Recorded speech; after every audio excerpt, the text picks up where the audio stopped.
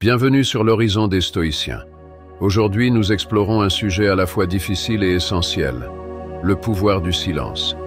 Si on dit souvent que le silence est d'or, il peut aussi être une arme insidieuse. Dans un monde où les injustices, les incompréhensions et les conflits prolifèrent, choisir de se taire peut parfois revenir à cautionner le problème. Posez-vous cette question. Êtes-vous déjà resté silencieux par peur de créer des vagues ?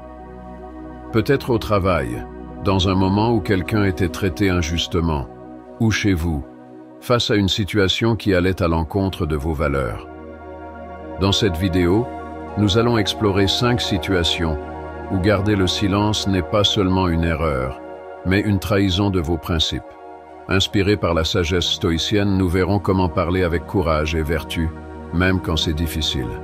Si vous appréciez ce genre de contenu, n'oubliez pas de vous abonner, d'activer les notifications et de liker cette vidéo pour m'aider à toucher plus de monde. Allez, plongeons dans le sujet. 1. Lorsque l'injustice est flagrante, ce qui n'est pas bon pour la ruche n'est pas bon pour l'abeille. Marc Aurèle. L'injustice est une force corrosive. Elle sape la confiance et détruit les relations. Rester silencieux face à l'injustice, ce n'est pas être neutre. C'est choisir de laisser le mal prospérer. Pourquoi gardons-nous le silence? La peur des conséquences, peur de l'isolement, peur du conflit. Pourtant, cette peur alimente le problème. Le silence devient alors complice du mal. Exemple personnel. Une fois, j'ai vu un collègue blâmé à tort pour une erreur qu'il n'avait pas commise. Je savais qu'il était innocent, mais j'ai gardé le silence par peur des représailles. Ce choix m'a hanté, car j'ai laissé tomber mes valeurs et abandonné quelqu'un qui méritait mon soutien. Leçon. Parler n'exige pas toujours des actes héroïques. Cela peut être aussi simple que de corriger une fausse accusation ou de soutenir quelqu'un qui est attaqué. 2. Quand vos limites sont franchies, personne ne peut vous faire du mal sans votre consentement. Épictète. Vos limites définissent qui vous êtes et ce que vous êtes prêt à accepter. Quand vous laissez quelqu'un les dépasser sans rien dire, vous envoyez un message. Vos besoins sont secondaires. Exemple personnel. Un proche empruntait constamment de l'argent sans jamais rembourser. À force de dire oui, je me sentais utilisé et rempli de ressentiment. J'ai fini par poser des limites claires et même si cela a créé des tensions, cela a permis de rétablir un équilibre dans notre relation. Leçon. Fixer des limites est un acte de respect pour soi-même, mais aussi pour l'autre. 3. Quand la vérité doit être rétablie, si ce n'est pas vrai, ne le dis pas. Si ce n'est pas juste, ne le fais pas. Marc Aurèle. L'honnêteté est essentielle, mais dans des moments délicats, nous choisissons parfois le silence pour éviter les conflits. Pourtant, ce silence peut causer encore plus de dommages à long terme. Exemple personnel. Lors d'une réunion, un rapport truffé d'erreurs a été présenté. Tout le monde savait que quelque chose clochait, mais personne n'a osé le dire. J'ai décidé de prendre la parole avec respect, ce qui a permis de corriger les erreurs avant qu'elles ne causent des problèmes majeurs. Leçon. L'honnêteté n'est pas toujours confortable, mais elle est indispensable pour bâtir la confiance et préserver votre intégrité. 4. Quand une erreur demande à être corrigée, ce qui bloque le chemin devient le chemin.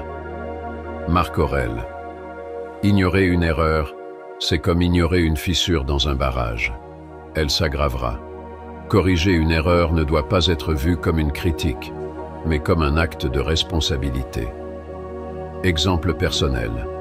Une fois, une petite erreur dans une analyse financière a failli passer inaperçue. J'ai choisi de signaler le problème, ce qui a permis d'éviter une décision coûteuse.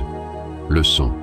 Apprendre à corriger avec tact renforce non seulement votre propre crédibilité, mais aussi celle de l'équipe.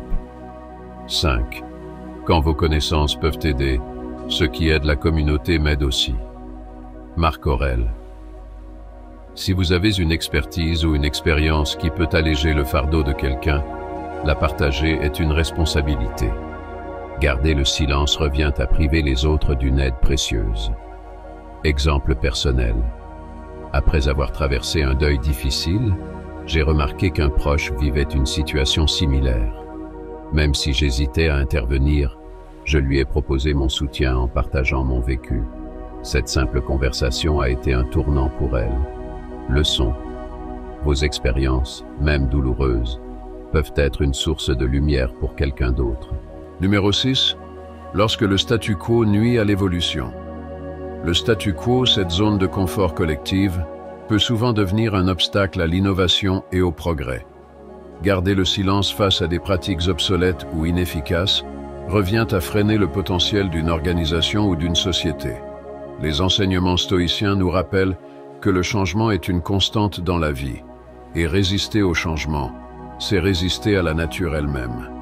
Marc Aurèle disait « Persévérer dans l'erreur est pire que de ne pas agir ». Un exemple personnel, dans une organisation où j'ai travaillé, un processus administratif dépassé ralentissait le travail de tout le monde. Tout le monde se plaignait, mais personne n'osait proposer une alternative. Un jour, j'ai décidé de présenter une solution lors d'une réunion. Ce fut un pari risqué, mais cela a ouvert le dialogue et a finalement mené à une refonte du processus.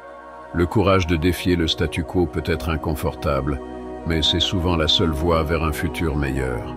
Souvenez-vous, chaque fois que vous restez silencieux face à une inertie nuisible, vous perdez l'opportunité de contribuer à une évolution positive. Numéro 7. Quand vos valeurs fondamentales sont compromises, vos valeurs sont le socle de votre intégrité. Lorsque vous vous retrouvez dans une situation où elles sont mises à l'épreuve, garder le silence peut être perçu comme un abandon de votre propre essence. Les stoïciens prônent une vie alignée sur nos principes, car vivre en désaccord avec ses valeurs, c'est trahir son âme. Un souvenir marquant. Lors d'un dîner de famille, un proche a fait un commentaire discriminatoire. La tension dans la pièce était palpable, mais personne ne voulait répondre.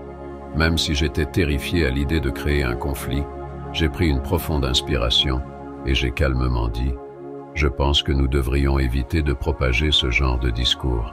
Ce n'est pas une conversation constructive. » Ce n'était pas facile, mais je savais que rester silencieux aurait été une trahison de mes propres convictions. Parler pour défendre vos valeurs peut être difficile, mais c'est toujours un acte de fidélité envers vous-même. Numéro 8. Lorsqu'une injustice touche ceux qui n'ont pas de voix, certaines personnes n'ont pas la capacité ou le privilège de défendre leurs propres intérêts. Dans ces cas, notre silence devient un poids supplémentaire sur leurs épaules.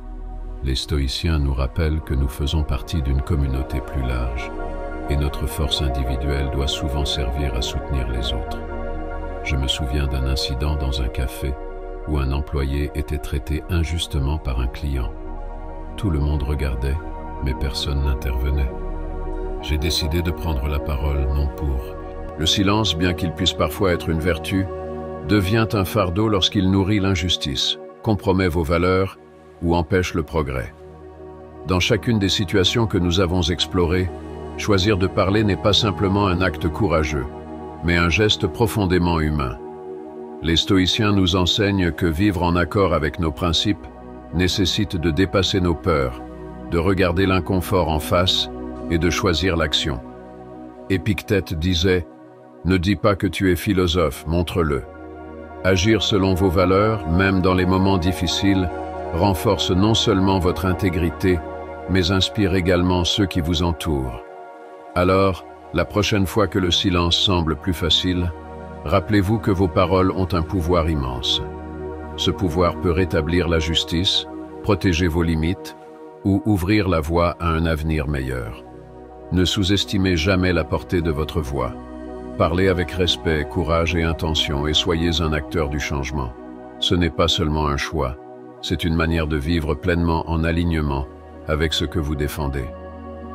Merci de m'avoir accompagné dans cette réflexion aujourd'hui. Si cette vidéo vous a inspiré, n'hésitez pas à partager vos propres expériences en commentaire. Ensemble, nous pouvons apprendre et grandir. À bientôt pour une nouvelle exploration de la sagesse stoïcienne.